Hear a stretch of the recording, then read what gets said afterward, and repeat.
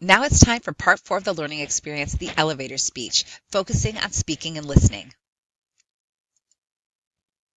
The elevator speech is a short speech, no more than a minute to a minute 30 seconds in length.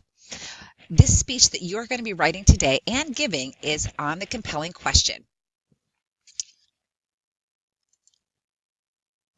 So here's what's going to happen. You're going to draft your elevator speech in the discussion board. It should be no more than 1 minute in length, 1 minute 30 seconds at the longest. You're going to use evidence from each of the sources to respond to the compelling question, was the post-World War II communist threat real?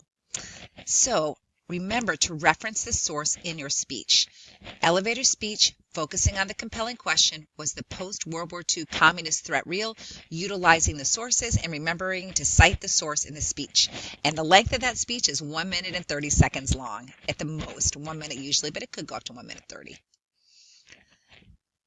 After you write your draft, you're going to record your speech on the discussion board, and then you're going to respond to one peer utilizing the ABCs of effective online peer response.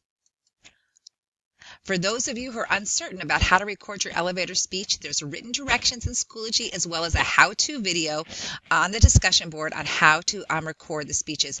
You guys, I think you're going to really love this feature of Schoology that you can use with your students as we emphasize the speaking and listening skills from the CCRS.